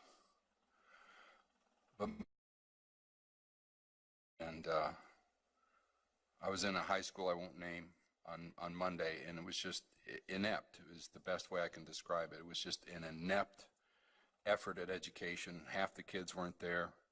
Still 3 weeks of school to go, or 2 or 3, and just half the kids aren't showing up, and it was just inept. And I understand what lower socioeconomic students are dealing with to some extent. I really do. I think I have a feel for it. I did spend a year teaching on an Indian reservation. So I want to do the very best I can for my fellow citizens, and it may not be on this board. And so I just want to acknowledge that. I have every intention of applying to for what I'm going to call the lead engineer on this project for our moonshot, and I hope that I can serve to the best of my ability. Thank you, Mr. Chairman. Thank you. Kathy? Thank you, Mr. Chair. Echo what Jim said about the presentation Monday evening to the Wichita Board. Appreciate the opportunity to be involved in that, and as those schools were able to receive the challenge awards. I also, within the last month, had the opportunity to talk to the Derby Board of Education. I had a nice visit with them just about the vision and some of the goals and stuff. Their questions were interested around school finance, certainly. So we talked a little bit about that, and that's kind of where their interest was right now. I also had the opportunity to do a challenge award. One of the Derby elementary schools and one of the Hayesville elementary schools, and got a tour of buildings and, just some great things going on. And these are low socioeconomic schools, and boy, what they're doing. the Hayesville School District is using Capturing Kids' Hearts kind of as their social emotional, and the teachers could talk about how they're using that program to help with the social emotional development of their children, and doing a really nice job. Then I also spent some time in 2 Wichita middle schools who are very high in their low socioeconomic, way above 90%, also very high non-English speaking populations, and they were receiving the Challenge Awards, and I went to the schools just to visit the principals and go into the class, and just doing a fine job. You know, those students are working hard, they're making progress, they're preparing, you know, getting towards the end of the year, so they're preparing those 8th graders to go on to high school, and feel like they're well prepared. Commend the job that those folks are doing and appreciate the hard work in those schools that I've had the opportunity to be in within the last month. So thanks to those folks. Thank you. Janet. Thank you, Mr. Chair. I attended several legislative meetings during the break, which was really interesting. There were huge turnouts for every one of them.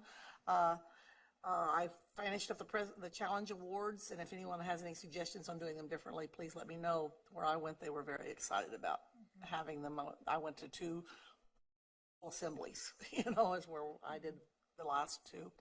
So they were impressed with that. But the one thing I did want to tell you, I was invited to serve on the education committee for St. Mary's College. And they have a program, a master's degree program for alternative routes for becoming a licensed teacher. And it's really kind of exciting hearing about it. And apparently these are people who want to be a teacher, but they're working full-time. They really can't go during the day. They're offering the program in the evening and other opportunities. And I think it's kind of exciting what they're doing. So I was impressed. Thank you. Thank you. I have a follow-up report from Joe Badger from our meeting with the Senator Moran. At the end, I had asked him about and that we have students in high school that would like to take some post-secondary classes but can't afford it, and would the Pell Grants be available for those students? He looked into it and he said that they found out that the Pell Grant money has a lot of maneuverability in the Appropriations Committee, which I thought was interesting, and that that they had sent to the president to be signed Pell money for students for the summer. They had money away, and now the colleges can offer that money for the summer. He said as far as high school students receiving Pell Grants, that isn't something that the research that he has done so far shows that that's availability, but it's something that we as want to think about and lobby for. And I didn't ask him what we would need to do all that. He just said it might be with our guidelines something that we might want to look into. Then I've worked with the community college in Dodge City. I was able to go and meet with their administration staff to show them how the graphs will be made for using the clearinghouse, the National Clearinghouse, and took an example of a school system that this is what they would receive, and show them the importance of making sure how they enter is accurate, because it will make a difference to these schools. Then we were invited to their board meeting, and Randy flew out and went to the board meeting with us for that community college, and they were most of that.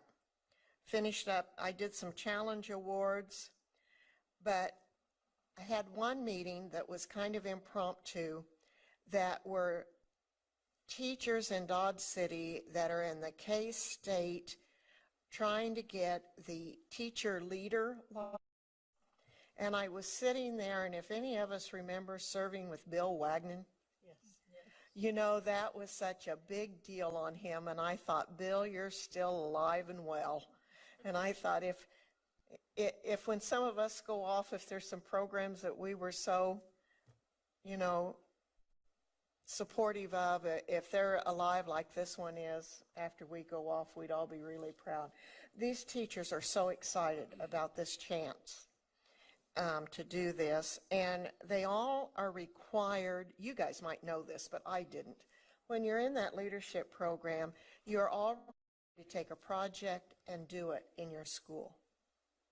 And so one of them is she has discovered in her school system that music, instrumental music and vocal music stops at any form and elementary, and that if you go on to secondary or middle school or on up, it becomes an elective. And there isn't really any room for the kids in this district for special ed. So she wants to start, they can be in, but it's very low numbers and they don't feel, anyway, she wants to start a special ed music program, which I thought was interesting. It has the ideas around it. One wanted to expand the preschool area. Another one wants to take history and develop programs that anybody can use across the state to make history come alive in their classroom instead of just doing lectures. I said, go for it. Maybe I would have liked history. And another one, but I can't remember what it was. Anyway, it was an interesting month. Thank you. Dina. Well, last Friday, I went to Royal Valley Middle School History Day, and actually, I didn't shoot the cannon off this time, but we're waiting for Randy to join us someday and do that. But I did discover that there are 2 students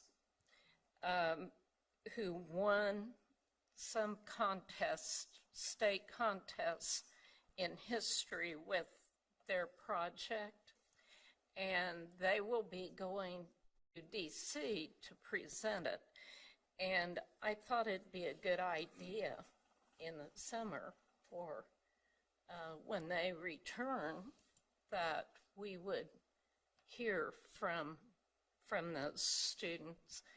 And there actually is another group from that school district or from that school as well who took second place, and they also are going to DC.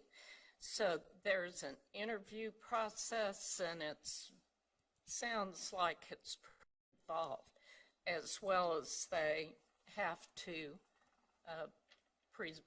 present their project and explain why they chose that project and all the processes in developing it. So I think it would be good to find out more about what they've done. I've given several challenge awards since our last meeting in Salina. And I had the honor of doing Lions challenge awards, which they had 6, which was a large number for a town that size. And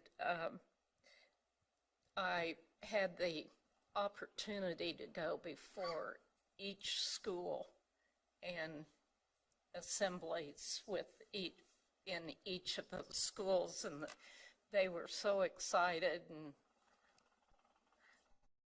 whether the teachers appreciated after that day, they were kind of wound up at the end of the assemblies, but hopefully that just made them work harder. When I went to Atchison to get a Challenge Award, I also was there during the time they were giving some awards to kids for working hard in the class, showing good citizenship, etc. But I think the crowning component of that was that one of the students has cancer, and the student body themselves decided needed to do something to help that family. So they had a fundraiser, and they brought the family and the student to that assembly and presented them with a check. And that was just, I said, that's what this is all about. So made me feel great to have the opportunity to observe that those kinds of great things are going on in our schools, and that our students are being taught citizenship and how you treat your fellow citizen. And then I was reading in a newspaper a few days ago, actually it was the Salina Journal, where they were focusing on the issue of, since we've kind of with Aaron's Law been talking about sexual assault, and they were focusing on student sexual assault and pointing out that research is starting to show that administrators call it hazing instead of what it is. And so oftentimes students don't report it because it happens in sports, in the athletic arena quite often, and are afraid that they won't be able to continue to be on that team if they report it. So I know some of that occurred in between Salina and Great Bend, and on a bus after a sporting event. And I think we need to make certain that that things we're working on in a comprehensive component includes make sure that students feel comfortable in reporting those kinds of things that occur to them, from whether it be adult to student or whether it be student to student, and that we make certain that all of our administrators are appropriately reporting all those events as they actually are. And I'm not sure, I don't think we need a presentation on it, but I hope we can put that in the kinds of directives that we suggest to school districts. Thank you, Dina. Thanks.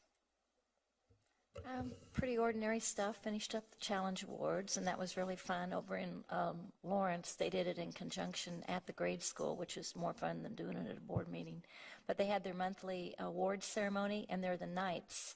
So each class has a kid that's recognized, and the kid who was the knight last month gets to knight the new kid. So they put the little thing over their head and make a real big deal out of it, and I guess that's probably why they did so well and got a Challenge Award, because very positive experience. And Shawnee Heights had their Hall of Fame, which I'm not sure all high schools do, but they inducted 2 teachers, former teachers, and 2 former alumni back to the school to celebrate what they'd done either for the school or in their life. And the kids were the high academic kids, which was really cool. Anyway, it was a good month, and then I went over and tromped around over in Kansas City for a little bit, over in John and Steve's territory, and got to visit 3 schools in Olathe and the CAP Center at Blue Valley. And if you're interested at all in tech ed, you go over there and see what they're doing. But when you have 10,000 high school kids in a district, you can do a lot of things you can't do when you have 15. And I think that's the challenge. You know, if you want to see what an $88 million high school looks like, they love to show you, and you'll just go, wow. But I think the kids, at the SO meeting told us they love their small schools, they love what they get there, but they know they're getting the short end of the stick on the kinds of experiences that they're going to get in a big city. And I don't know that there's anything we can do about that, but I think it's something we ought to consider, how to provide some of those experiences in a different way. I know it's really made me think about what we're doing here in Shawnee County and how maybe the districts could combine resources and create some of those experiences and opportunities for kids. So, and all in all, it's a great month. Thank you. I want to thank all of you for participating in the awards. The ones that I did, it's a lot more fun when you do it with kids.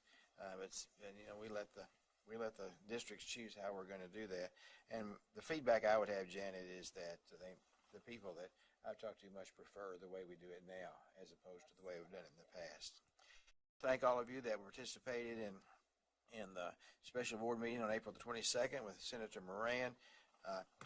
There were some glitches in setting that up, in that there's real concern about the way our representatives are going to be treated. And, it was never our intention not to be very respectful to Senator Moran, but his staff was very concerned about that and are very appreciative of the way that he was treated, which, as I told him, and he actually thanked me at the end of the meeting because they were really apprehensive about that. And, my comment to him is, we never intended to treat you any other way than the way we did.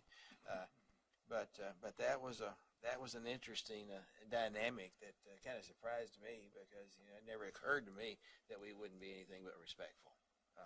And not only did he thank me, I contacted him and asked that become an annual event, because I learned a lot about the budget process that I wouldn't have known if he hadn't told me, and I like to, and maybe even consider inviting the representatives at some point for the same purpose. And I appreciate you coming in on Saturdays to do that. Thank those of you that participated in the Governor's Scholars Award Sunday. There were 5 of us that were able to be there. That's always kind of a fun thing to do, and to recognize those students. Kansas Educational Advocacy, which is a group of the president of the various organizations, KUSA. We met Monday and sat around the room and looked at each other because nothing's happening. So, we didn't really have anything to advocate for. In your folders, you'll see a list of the new superintendents. There's 16 so far, I believe, unless that's changed since, because that changes on a daily basis. There is a breakfast at the USA Annual Conference on June the 1st in Wichita, and that would be a good time if any of you can be there to meet the four new superintendents, and let Peggy know if you are going to be able to attend. June 1st in Wichita as part of the USA Kansas Annual Conference.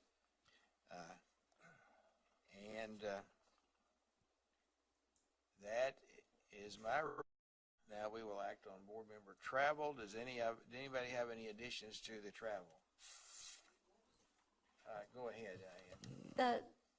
The Impact Institute on the 20th and 21st, is that something we would need to go to both days, or could we go to part of that, or You can go to any part. do we have, okay. You go to, and certainly they're kind of, they repeat each other a little. I mean, you don't need to go, you go to the Barton County one, for example, you wouldn't Yeah. need to go to the other. But you could go to any part of any of those, or you could go to Okay, all. well, I'll get it scheduled in because they're after our next meeting anyway. Thank you. Okay, Steve. Yeah, the dinner for the Math and Science Awards in Hutchinson, June 12th. Please, thank you. Kathy? I'm going to go to that USA conference on June 1st. Sally? Dina? Okay. Anybody? Ken? Peggy, I am reserved to go to NASB for the nominations committee meeting on June 9 and 10. It'll be on June 9, going on June 9. After that, it'll be one day.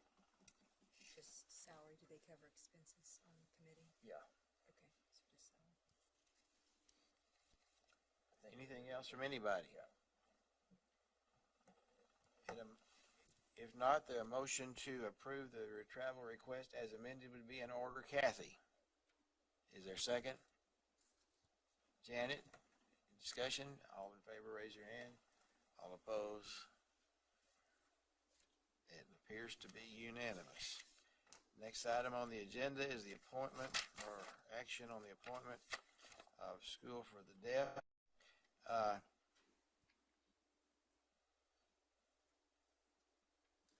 I believe that the appropriate motion at this point, based on our executive session yesterday, would be to reopen the nominations, reopen the process, applications for the School for the Deaf at some point in the future, at some point in the near future, and then to ask the commissioner to provide or to recommend an interim for at least a year to give us time to analyze the situation and move forward on that. So is that the correct? I'd like a clarification. Is the interim one interim? Okay, so one interim to cover both schools. Yes. Okay, I can second that. You want to kind of repeat what the motion Who actually made the is? motion? Okay. Sometimes you have to throw something at me to get my attention. Ken made the motion, Kathy seconded, so. Okay, does everybody understand the motion? You want to repeat it for me, please? The motion is that we,